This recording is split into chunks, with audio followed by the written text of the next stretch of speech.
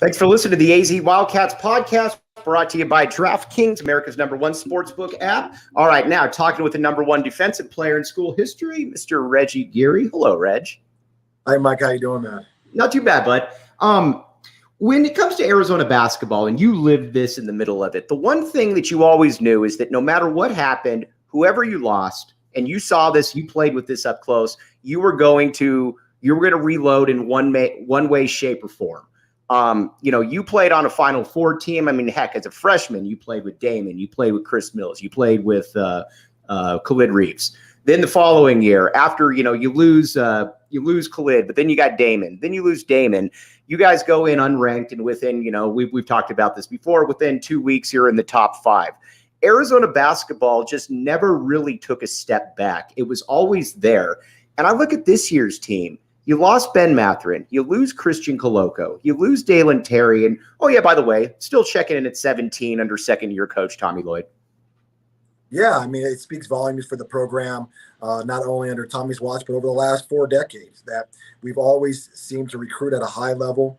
Your starting 5 is usually going to be full of NBA guys, but you're going to have a bunch of NBA guys on the bench that are biting at the bit, waiting for an opportunity. And so hasn't been a lot of drop-off over the last 4 decades, and I think we're seeing that again, that, we lost 3 NBA guys, Ben Mathering, Coloco, and Dalen Terry, which would devastate a lot of places. For us, it gives an opportunity for some individuals that have been biding their time for a chance to step up.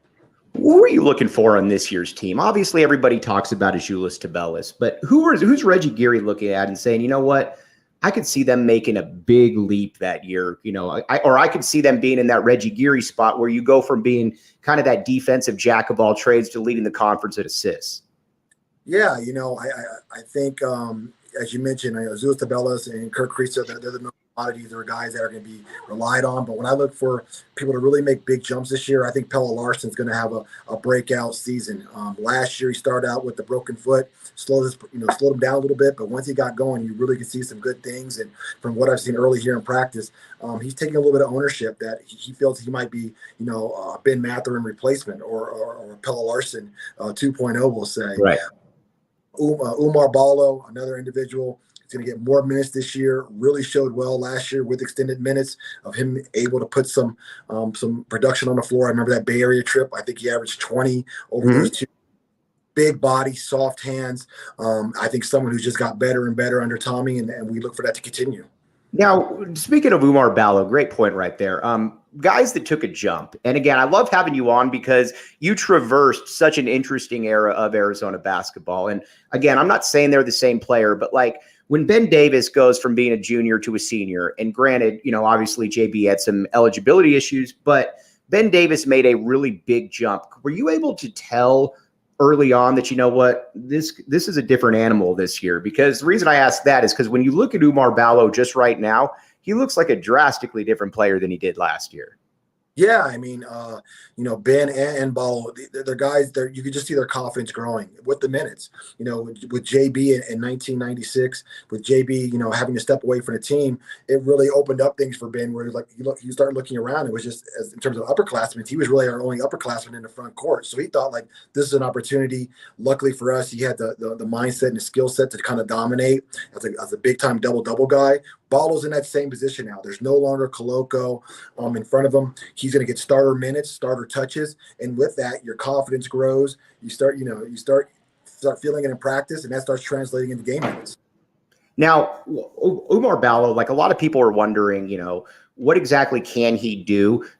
What's fascinating to me, Reg, is that last year, I'll be honest with you, when he came in, I thought he was going to be more of and this isn't a bad thing by any means, but I thought he was going to be more of a kind of a Gene Edgerson, a guy that comes in there, has a very useful role, and then you would see some games where he's putting up, 18 and 9, or he's getting 5 blocks, or he's dominating in the Pac-12 title game. And I guess my question is it realistic to expect that maybe the kind of jump he made from his freshman year, not playing at Gonzaga, to his sophomore year, to his junior year? Yeah, I mean, this is a guy I believe came to the game a little bit later in life. And so when that occurs and they start having a passion and love for the game, they start making bigger leaps than maybe a person who started earlier. And I think that's what we're seeing here. That, yeah, he came in to our program kind of thinking like, he didn't really play at Gonzaga. Where's this guy kind of fit in? And he just kept working. He kept developing. I think playing against a guy like Coloco every single day improved him, because now he's playing against one of the best shot blockers. So now he has to adjust to that. And Right. he just kind of his way. And then we all realized, like, hold on, this is a guy who's 7 foot, 260 pounds, soft hands, even though he's not demonstrative with his movements, very difficult to move. Once he gets established down there, it seems like he owns the paint. And so I think that has us excited. I think going into this year too, the strength of this team, at least early on, has to be down low, because when you've got Azuolas Tubelis, who again should be, I mean, if you just look at logical, improvement, 17-8, something like that. That's not that far off from what he's done his first couple of years. Let's just say Umar Ballo, 10-8, Vasar, 9-5. You could be looking at something where you're combining 35 and 20 just at the front court alone as far as points and rebounds, and it's not that outlandish to think about. No, not outlandish at all. This team has some really good length in the front court. Tubelis, we know when he comes to that mindset, he's dominant. Like, he can really be 17-plus guy a night. Ballo's going to chip in. Henry Vasser, hopefully I'm saying that correctly. He's a guy who is great length, great skill set for a 7-footer in terms of his ability to put on the floor, shoot threes. He's shown the ability to pass here early on in practice. He's a guy who could really play into the equation. And so our front court is looking good. Back court, there's still a little bit some questions in terms of depth and where that lies. But I think in terms of establishing yourself in the paint and playing with size, that shouldn't be an issue. All right. No, you mentioned let's talk a little Kerr Krissa right here. When I watch Kerr, the shot looks great. He shoots it with confidence. He's made big shots, so it's not a nerve issue. What does he need to do, though, to be able to improve that percentage to where he's shooting, 39% from three as opposed to 33? Because physically and mentally, it looks like he's got all the skills. No, he really does have a lot of good things going for him. As you mentioned, offensively, his shot, he has a great shot. He's a guy, if we took him at the gym and he shot by himself and he put him to 53s, he's probably going to make 40. Right. Todd is there. As you mentioned, he loves the spotlight. He loves the big moment, never shies away from that. I'm a big Kerr fan. I'm also very hard on him at times, at least because I expect so much from him. And I think his percentages has to do with shot selection. A lot of, we want him to be aggressive when his feet are set and he has room. I'm sure Coach Lloyd is telling him, hey, let it fly. It's those 2 to 3 to 4 to 5 opportunities some nights where they're just not good shots. Too early in the shot clock. Maybe defense is contesting it and it's just a low percentage three. He has to do a better job of figuring out those spots of when he needs to interject himself and then when he needs to step back and be more of a playmaker. Because when he does that, and we saw a little bit of that in the tournament last year, at times when he has that, not so much pass first mentality, but when he's incorporating that to go along with his shooting, to go along with his getting to the rim, he really becomes much more of a dangerous point guard. All right, couple reads here real quick. We got Four Peaks Brewery, the official brew of PHNX Sports. You can get it at Tap and Bottle downtown, where we have all of the away game watch parties and DraftKings. Here's the deal. New customers can bet just $5 on any NFL game to win and get 200 in free bets if they do. That's not enough. Everyone can boost their winnings with DraftKings stepped-up same-game parlays. Right now, every leg you add, you get a boost of winnings up to 100% with payouts bigger than ever. Why bet anywhere else? To make things even sweeter, you can throw down stepped-up same-game parlays once per game all season long. It's simple. Download DraftKings Sportsbook app, code word PHNX, promo code PHNX. Minimum age and eligibility restrictions apply. See show notes for details. Okay, Reg. So at 17, does that feel about right to you? Because honestly, it feels about right to me because you've got enough talent coming back, but you lost some really big-time players. We know that. But I think there's also the potential to be better than 17 down the road. I think 17 is fair right now. Preseason rankings don't really mean all that much. It meant something to you guys. I know that, though. For sure. All these, these experts, this is kind of, they're guessing at this point. So 17 is, hopefully it will get this group thinking along the lines, okay, now of what it means to be an Arizona Wildcat in the top 25. We want to stay here and remain here. Hopefully they'll use that as motivation, in practice and getting ready for these first couple of games. But 17 is fine. There is, as you mentioned, a lot of question marks, kind of how this team is going to finish out into the day. And my whole thing is just everyone needs to be a little bit patient with this group. In terms of let them have an opportunity to find their way of play, find out where the production is going to come from, who their 1, 2, 3, 4, 5 guys are in terms of pecking order and productivity. So I think once that's been settled and they figure out how they're going to play, 17 and higher is definitely a possibility. Who are you looking for to be that perimeter defensive stopper on this team? Just, before we get started right here, who's the guy that Reggie Geary looks at and said, that could be that guy right there? Who's the first name that comes to mind? First name is I'm going to go with Courtney Ramey, the fifth-year transfer out of Texas, an older player, experienced player. He understands the importance of defense, and I think at that 2 spot is someone who can really dig in and be that stopper. When it comes to be that stopper for them. I do want to throw in Cedric Henderson Jr., another fifth-year transfer, really good length. In the red-blue game, I think he blocked Tubelis on two different plays. So those are the 2 guys. If I had to pick 2, but defense is really what's gonna make or break this team.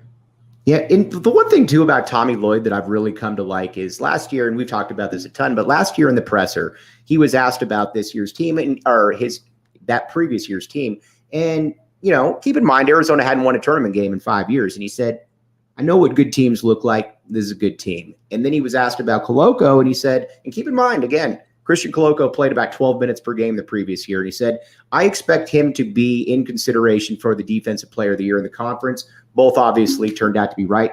He said the same thing about Pelle Larsson again this year, about possibly being the Defensive Player of the Year. When you look at a defender, what does Pelle have that would, just from a physicality instinct perspective, that would lead Tommy Lloyd to be, so confident in such an assertion? Pelle's tenacity. He is a tenacious defender. He's a physical defender. The one nice thing about him, in all honesty, he can actually guard 1 through 5. Right. I mean, he really has that versatility. My biggest thing with him is obviously being aware of staying out of foul trouble. Right. Because he has a tendency to get so physical, getting to people that he draws the eye of the officials. That can, sometimes that relates to fouls. He loves to take a lot of charges. But he's a good defender, physical defender. Just has to be mindful of the fouling. Okay, and then so I kind of think that the starting 5, and again, could be wrong on this, but I think the starting 5, I'd be pretty surprised if it wasn't Kerr, Ramey, Pelle Larsson, Tubelis, and Ballo. You kind of on that same page?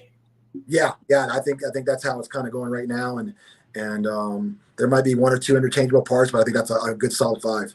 Cedric Henderson, though, to me is fascinating, and I'm not sure that we maybe are talking about him quite enough because, again, comes from Campbell, but his pops played around the same time you did as well, so obviously good bloodlines.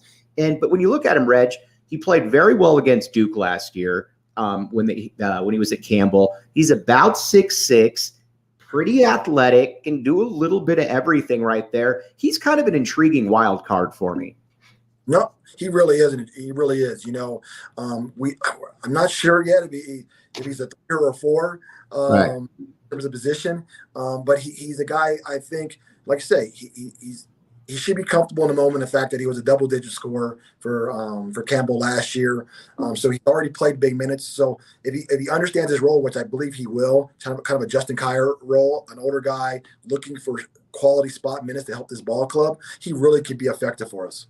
All right. Adama Ball to me is, and again, I got to be careful here with all the comparisons because I nerd out on it, but at the same time, I remember too at the end of, it was either I think it was Mike D's freshman year where, Luke started talking about how we'd like to find ways to get Michael some more minutes next year. And then sophomore year, he goes from averaging about 4 to about 10, 11 a game. And then he blows up and becomes Mike D.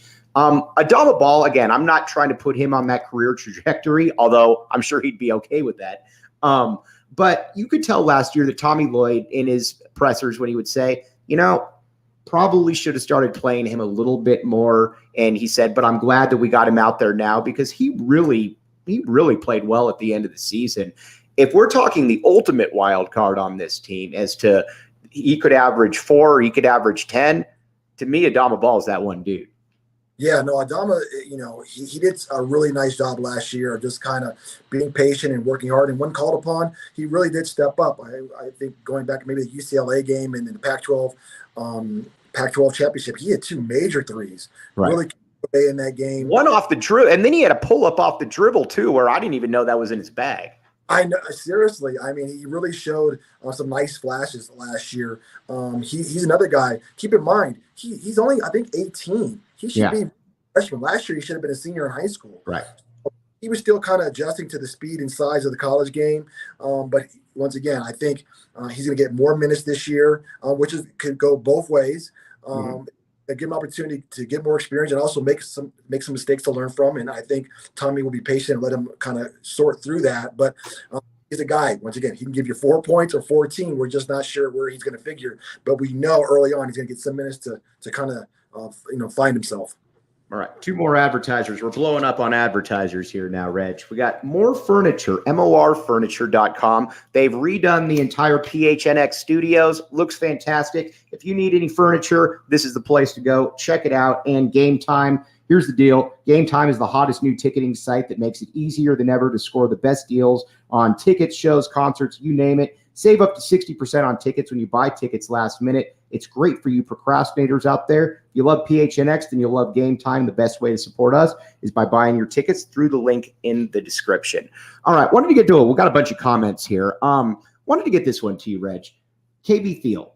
Anyway, we see a death lineup like the Warriors where you go something like Kerr, Ramey, Ball, Pella, and Henderson, where you could just go super small at points? Yes, I think that's a possibility there. I think with the size and the versatility of this team, Tommy can go big or small. And so I think you're going to see Pella Larson at the 4 spot on occasion. Maybe even a 5, that might be a little much, but there's definitely going to be some very small lineups where Tommy can kind of look and see how that's effective. And there's going to be nights where Pella might be at the point. Right.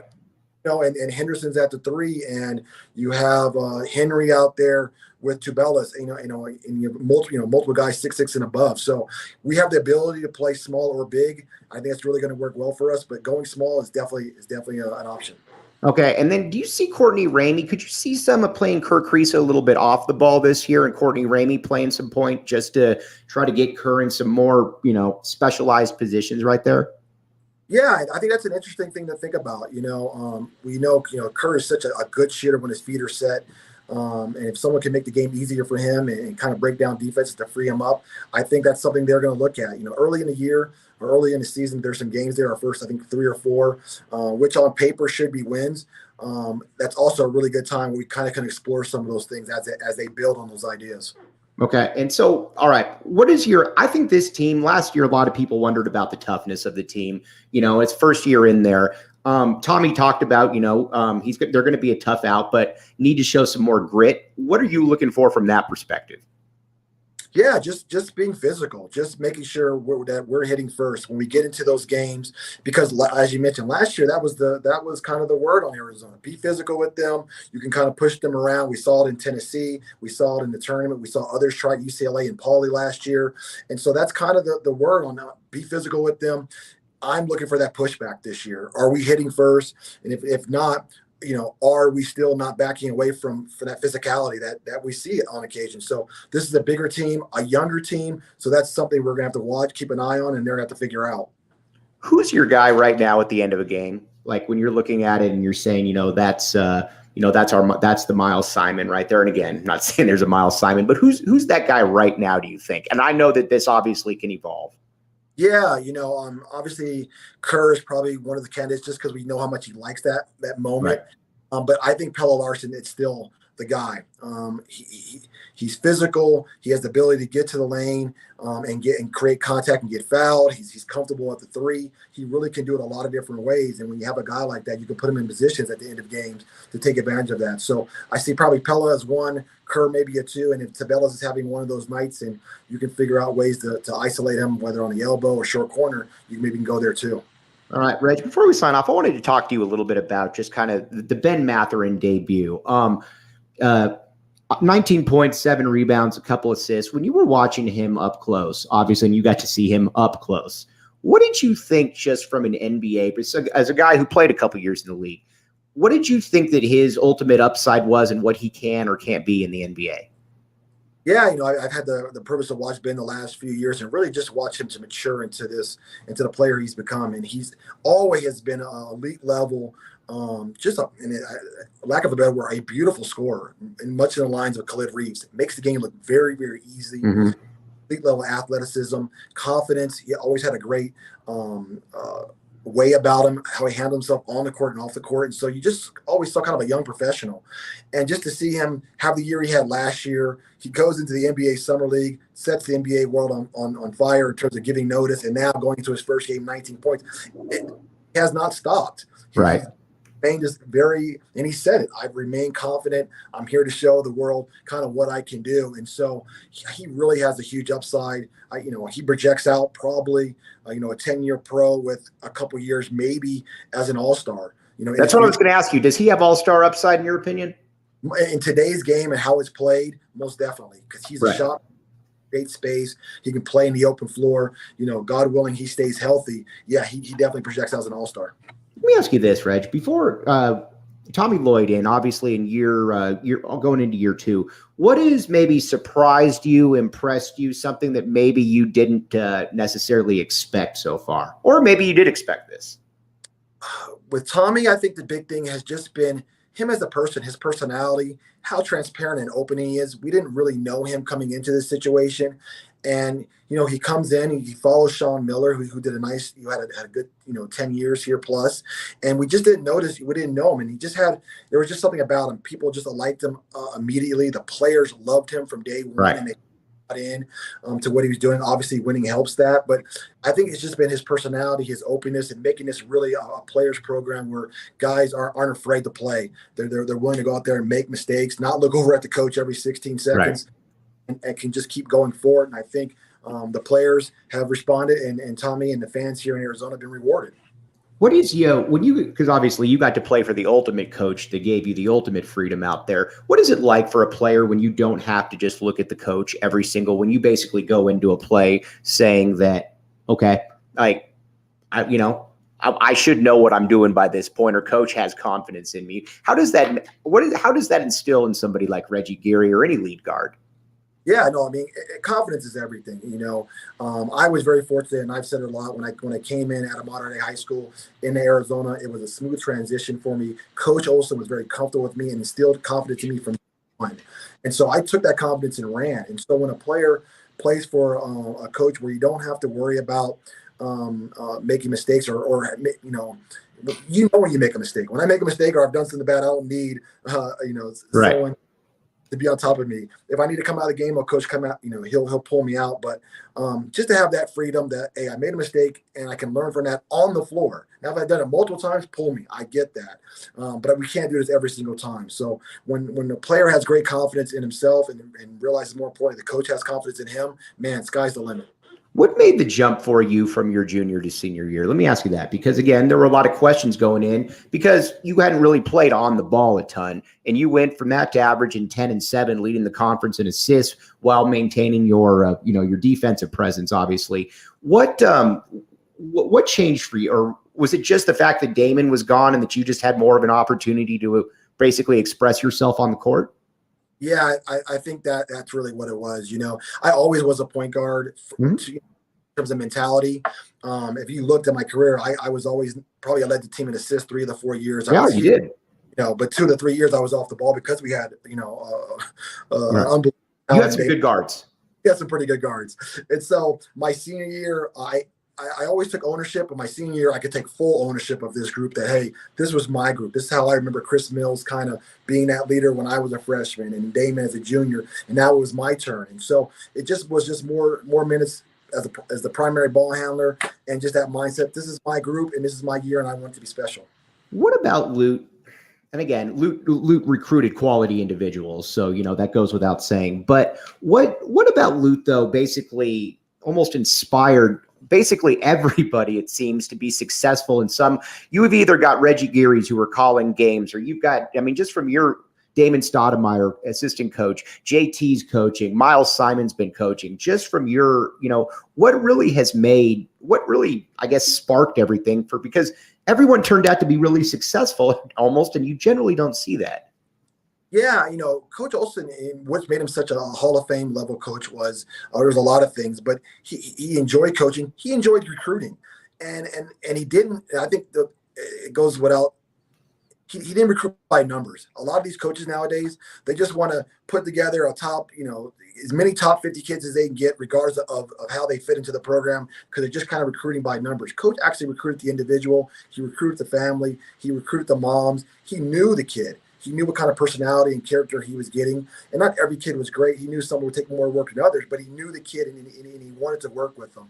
And I think when you go about recruiting in that way, when you're really not just looking at what he can do on the basketball court, but how he is in the classroom, how he is with his parents, how he is with the coaching staff, you have a better chance of discovering special people. And Coach had a Hall of Fame eye for that and did it for a long time. And we've been, it's been a great family. Right. And one last thing, Tap and Bottle downtown. We have away game watch parties for all college or U of A basketball and football. Mr. Triple Double himself, Matt Muehlbach, showed up last time. So bringing in the heavy hitters. Come check it out. Four Peaks Brewery on tap. As always, Reg, really appreciate you. Arizona basketball is here. And I know that can't wait to listen to you and Brian on some of the calls, my man. Yeah, no, thanks, Mike. I really appreciate it, man. It's that time of year again. We're super excited. Football is doing well. Basketball is almost here. So everybody keep supporting us and bear down. You know what, real quick, too, and I always think about this. At the time, you really were at the apex of Arizona football and Arizona basketball when you think about it, because you're in a Final Four. They have the Desert Swarm coming off of Fiesta Bowl. And then 4 years later, they kind of replicate that as well. But the 90s was 93 to 98. Was a really, really good spot for Arizona athletics. I mean, this always has been a place of excellence, but during those 90s, it really was. I didn't know anything other than all of our programs being top notch, which we've kind of got back to. Right. But I mentioned football was doing their thing with Brewski and Waldrop and Chuck Levy and all the great football players. Basketball was doing their thing. Softball was right. They didn't win national champion 3 of the 4 years I was here. Right. Frank Bush at swimming, incredible. Right. It took 20 minutes for them to do an announcement because there were so many Olympians and for sure. And we, just down the line. So this has always been a special place. The 90s was a place of excellence, and I think we're getting back there. All right, Reg, I'll let you get back. But again, my man, really appreciate you. We'll talk to you soon, buddy. Sounds good. Thanks, guys. Thanks so much. You've been listening to the AZ Wildcats podcast.